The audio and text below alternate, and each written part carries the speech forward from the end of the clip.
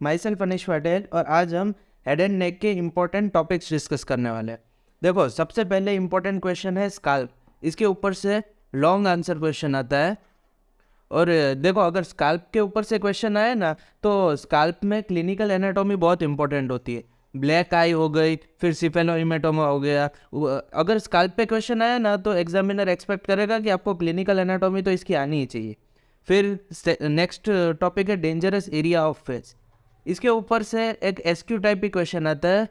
2 marks के question होते हैं ना, बस इतना ही आता है। इसके ऊपर से बहुत शॉर्ट नोट टाइप या नहीं आता। लैक्रिमल एपेरेटस, इसके ऊपर से शॉर्ट नोट क्वेश्चन आता है।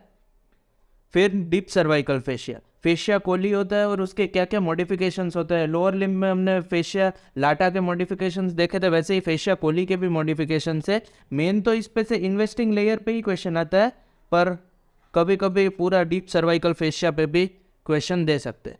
फिर कैरोटिड शीट, कैरोटिड शीट भी एक मॉडिफिकेशन ही है डीप सर्वाइकल फेशिया का। तो इसके ऊपर अलग से एक शॉर्ट क्वेश्चन एसक्यू आता है, इसीलिए इसको मैंने अलग से मेंशन किया। फिर देखो, अगर हेड एंड नेक पढ़ रहे हो ना, तो मसल्स में स्टर्नोक्लिडोमास्टाइड और मसल्स ऑफ मेस्टिकेशन, ये दोनों बहुत इंपॉर्टेंट है। स्टर्नोक्लिडोमास्टाइड पे शॉर्ट नोट आ सकती है।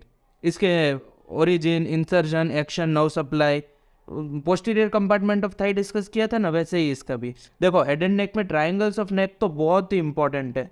मोस्ट एमपी, जितने एम लगा तो कम है। तो जो भी ट्रायंगल हो, पोस्टीरियर ट्रायंगल, एंटीरियर ट्रायंगल, सब ऑसिपिटल ट्रायंगल, एंटीरियर ट्रायंगल में कैरोटिड ट्रायंगल सबसे ज़्यादा इंपॉर्टेंट है।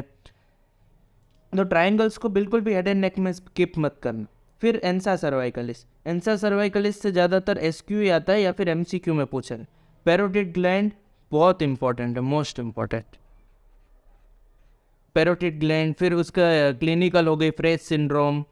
ये क्लिनिकल जो भी ग्लैंड है, पैरोटिड ग्लैंड हो, थायराइड ग्लैंड हो, वो मेन तो उसकी क्लिनिकल है, उसको तो आपको खास ध्यान रखनी है। ये मसल्स ऑफ मेस्टिकेशन भी बहुत इंपॉर्टेंट है। मसल्स ऑफ मेस्टिकेशन के ओरिजिन और इंसर्जन वाइवा में भी पूछते हैं, और तो और थियरी में भी आते हैं। फिर मैक्सिलरी आर्टरी और एक्सटर्नल कैरोटिड आर्टरी, इन दोनों की ब्रांचेस, सिर्फ ब्रांचेस का ही नाम याद रखना, इनका पूरा कोर्स आपको जानने की ज़रूरत नहीं है। या तो वाइवा में पूछेंगे या फिर एसक्यू में पूछेंगे। देखो, इतने टॉपिक है, और टॉपिक्स है हेड एंड नेक में, इसका आपको स्क्रीनशॉट लेना हो तो ले लो, ठीक। फिर देखो, टेम्पोरोमैंडिबुलर जॉइंट, इसकी ये इंपॉर्टेंट है। शोल्डर जॉइंट हो गया, हिप जॉइंट हो गया। वैसे इस पर लॉन्ग आंसर क्वेश्चन नहीं आता है, पर शॉर्ट नोट आता है, और बहुत इंपॉर्टेंट शॉर्ट नोट है, हर 2-3 साल में पूछा ही जाता है। देखो, पैरोटिड ग्लैंड जैसे इंपॉर्टेंट था, वैसे ही थायराइड ग्लैंड भी इंपॉर्टेंट है। इस पर लॉन्ग आंसर क्वेश्चन आता है, और तो और इसकी क्लिनिकल भी बहुत इंपॉर्टेंट है। फिर cervical part of sympathetic trunk, इसके ऊपर एक शॉर्ट नोट आता है, और उसी की क्लिनिकल है हॉर्नेट सिंड्रोम। ये इसकी क्लिनिकल एनाटॉमी है, इसके ऊपर अलग से एसक्यू आता है, इसलिए मैंने मेंशन किया। फिर स्टाइलॉइड अपैरेटस भी इंपॉर्टेंट है। स्टाइलॉइड अपैरेटस में देखो, क्या ध्यान रखना है कि कौन कौन से मसल्स और लिगामेंट यहाँ से ओरिजिन हो रहे हैं, और कौन कौन से स्ट्रक्चर्स इस पे पास कर रहे हैं। फिर कैवर्नस साइनस, कैवर्नस साइनस भी बहुत इंपॉर्टेंट है, इसके ऊपर लॉन्ग क्वेश्चन आता है। फिर देखो, ये फेरिंग्स वाला पार्ट है ना, वो तो बहुत इंपॉर्टेंट है। उसमें सॉफ्ट पैलेट आ गया, पैलेटाइन टॉन्सिल्स आ गया, ऑडिटरी ट्यूब आ गई। देखो, सॉफ्ट पैलेट के भी मसल्स इंपॉर्टेंट है, पर इसका है ना precise origin and insertion important नहीं है। ये बस आपको पता होना चाहिए कि कौन सा मसल क्या फॉर्म कर रहा है। सॉफ्ट पैलेट इंपॉर्टेंट है, उसके साथ साथ पैसिव एंड ट्रीज इंपॉर्टेंट है, इसके ऊपर एक एसक्यू आता है। और वाल्डियर्स लिम्फेटिक रिंग, ये तो आपने 11th-12th में भी पढ़ा होगा, इसके ऊपर भी एसक्यू आता है, कोई बहुत बड़ा क्वेश्चन नहीं आता। फिर पैलेटाइन टॉन्सिल, ये इंपॉर्टेंट है, इसके ऊपर से शॉर्ट नोट क्वेश्चन आता है। और स्ट्रक्चर्स बिटवीन फेरेंजियल मसल्स, इसके ऊपर से एसक्यू या एमसीक्यू में पूछते हैं। कॉन्स्ट्रिक्टर मसल से सुपीरियर और मिडल कॉन्स्ट्रिक्टर के बीच में क्या प्रेजेंट है वैसे। और देखो, ये गैंग्लियंस तो सारे के सारे इंपॉर्टेंट है, किसी पे भी पूछ सकते हैं। और इसमें से भी मोस्ट इंपॉर्टेंट पूछो ना, तो टेरिकोपैलेटाइन गैंग्लियन इंपॉर्टेंट है। वैसे पूछने के लिए तो सारे ही पूछ सकते हैं, टेरिकोपैलेटाइन गैंग्लियन हो गया, सीलियरी गैंग्लियन हो गया, ओटिक गैंग्लियन हो गया, सबमैंडिबुलर गैंग्लियन हो गया, पर मेनली मोस्ट इंपॉर्टेंट टेरिकोपैलेटाइन गैंग्लियन। देखो, ये पेज में इतने थे, इसका भी स्क्रीनशॉट ले लो, या फिर मैं टेलीग्राम पे तो इसको PDF की फॉर्म में अपलोड कर ही दूँ। फिर नेक्स्ट ऑर्बिट वाले चैप्टर से ना एक्स्ट्रा ऑक्यूलर मसल्स पूछते हैं, इसके ऊपर लॉन्ग आंसर क्वेश्चन आता है। एक्स्ट्रा ऑक्यूलर मसल्स का ओरिजिन, इंसर्जन, फिर इसके साथ साथ third, fourth and sixth nerve के बारे में भी थोड़ा बहुत जानना इंपॉर्टेंट है। फिर ऑडिटरी ट्यूब, ये इतना इम्पोर्टेंट नहीं है पर बोलते हैं 1 स्टार क्वेश्चन है, पर फिर भी ध्यान रखो कभी आ गया तो फिर इसकी एक क्लिनिकल है वो इम्पोर्टेंट है, क्लिनिकल इम्पोर्टेंट है कि वो क्या बोलते हैं इन्फेंट्स में ज़्यादा चांसेस होते हैं इन्फेक्शन के कंपेयर टू एडल्ट्स, क्योंकि उनकी ऑडिटरी ट्यूब स्ट्रेट होती है, वो क्लिनिकल इंपॉर्टेंट है। देखो फिर नोज़ वाले चैप्टर से नेजल सेप्टम और लेटरल वॉल ऑफ नोज दोनों इंपॉर्टेंट है। नेजल सेप्टम पे शॉर्ट नोट पूछी जाती है और लेटरल वॉल ऑफ नोज पे लॉन्ग आंसर क्वेश्चन आता है। इन दोनों में अगर कंपेयर करें तो ये ज़्यादा इंपॉर्टेंट है। फिर मैक्सिलरी साइनस भी बहुत इंपॉर्टेंट है, इस पर शॉर्ट नोट आती है। देखो लेरिंग्स है ना, बीडीसी में बहुत ही कॉम्प्लिकेटेड फॉर्म में दिया हुआ है, पर उसके इंपॉर्टेंट पूछोगे ना तो उसके मसल और कार्टिलेज इंपॉर्टेंट है, इसके ऊपर भी लॉन्ग आंसर क्वेश्चन आता है। टंग है ना, देखो टंग मेनली आप पढ़ोगे ना बीडीसी से या कोई भी बुक से तो बहुत इजीली एक्सप्लेन किया हुआ है।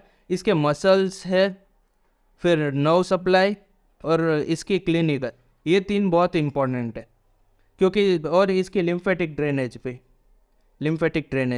क्योंकि लिम्फेटिक ड्रेनेज इसकी यूनिलेटरल होती है, बाईलेटरल होती है तो कार्सिनोमा में, इसलिए ये इंपॉर्टेंट होती है। तो टंग को थोड़ा ठीक से पढ़ लेना। फिर टिम्पेनिक मेम्ब्रेन भी ऑडिटरी ट्यूब की तरह 1 स्टार क्वेश्चन ही है, बहुत ज़्यादा इंपॉर्टेंट नहीं है, पर उसके कंपेयर में मिडल ईयर बहुत इंपॉर्टेंट है।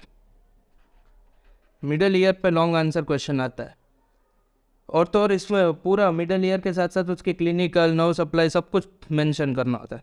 देखो हेड एंड नेक पढ़ रहे हो ना, तो ये जैसे सारे ग्लैंड्स हो गए, parotid gland, thyroid gland, lateral wall of nose, nasal septum, इसकी नर्व सप्लाई में बहुत प्रॉब्लम आती है।